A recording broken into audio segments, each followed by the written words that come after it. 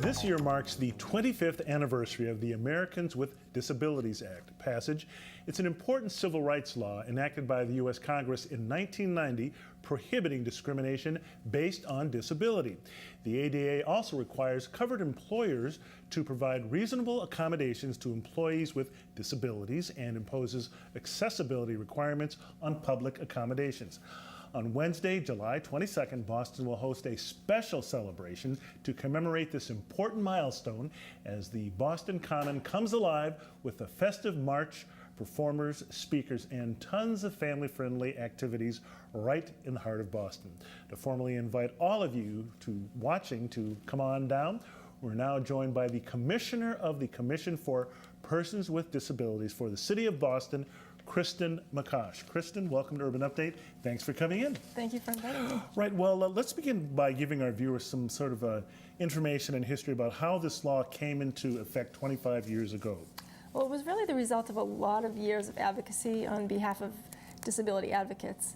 For so long, we had no rights, no protections, and basically we were discriminated against in every way. In places of public accommodation, businesses, schools, just anything that people who weren't disabled could access, we didn't have access to. In what ways, some examples of how the passage of the law, what did that mean for people with disabilities? Well, really it gave us not special treatment, but equal treatment. One big example of a success is transportation. When you think of it on the MBTA, all the buses now are accessible, many of the subway stops are accessible, and the T's continuing to make improvements. And as a matter of fact, next year, the government center station will be opened. It will be fully accessible, a brand new, beautiful station right on City Hall Plaza. What about not just the physical accommodations? What about how do you think this help folks understand see that people with disabilities represent a critical talent pool that was being underutilized? It's more of a psychological thing than a physical thing. It really is, because now people with disabilities can get out in society.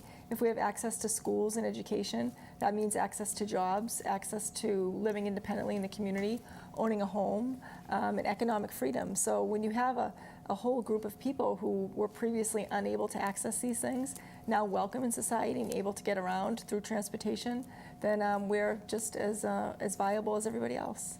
We've got this big program coming up in July. Talk to me about this. It's going to be sounds going to be a pretty big deal for the city of Boston. Yep, it's going to be a great day. Actually, we have groups coming from all over the state. It's a free event. We welcome anybody from the disability community to come out and participate. Mayor Walsh is going to kick it off with a proclamation proclaiming the day to be ADA 25 Day in the city of Boston. We'll have music, we'll have entertainment, we'll have disability poets and singers. So it's really going to be a great day to celebrate the history of the ADA and also to sort of pass the torch to the generation of young people who grew up with these rights and benefits and don't really know the struggles that we had, and we want them to keep up the fight. I've got a little video here we're going to take a quick look at that was produced to promote the event that's coming up in July. Let's take a listen.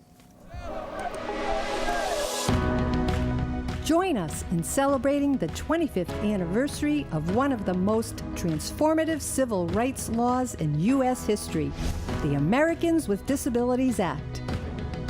The ADA 25 Boston Committee invites you to celebrate the ADA on Wednesday, July 22nd on Boston Common. This family-friendly event is free and open to everyone. Festivities include a kickoff march around Boston Common at 11 a.m. And there will be speakers, entertainment, and activities throughout the day. Come meet the pioneers of the ADA and today's young advocates. Visit ada25boston.org for more information on this exciting event.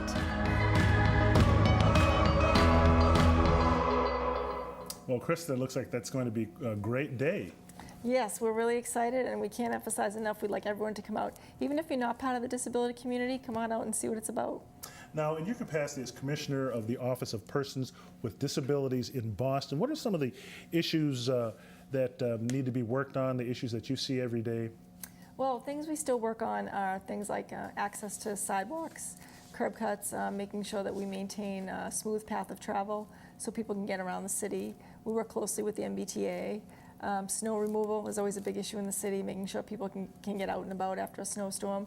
We work with Emergency Management Office to make sure shelters are accessible and people with disabilities are included in all the planning for various aspects of city life. Well, and how does Boston stack up? You talk about, curb cutting and things like that. I mean, how accommodating is Boston to persons with disabilities in general? Well, we've made great strides in the last few years. We currently use concrete as a path of travel method on sidewalks. We try to stay away from brick and just have that as accent strips rather than being very bumpy so people don't have to roll over it. How does it compare to other cities? For other cities? How does Boston compare to other cities, in your opinion? Yeah, well, we're way up there as far as access, especially with our transportation. Boston's a very pedestrian-friendly city, so we know the main method that people with disabilities used to get around is on the sidewalks.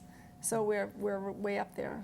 Okay, I guess in our remaining moments, just to kind of remind everyone about the big event, when it's going to be, where they can get information.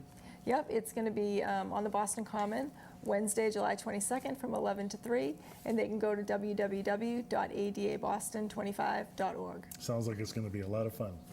Well, Kristen McCosh, thank you for coming in, and good luck with the event, and great work. I should point out that you were hired by Mayor Menino and rehired by Mayor Walsh. I was. It must mean you're pretty good at your job. Thank you. Okay, thanks for coming in. Well, that's it for this edition of Urban Update.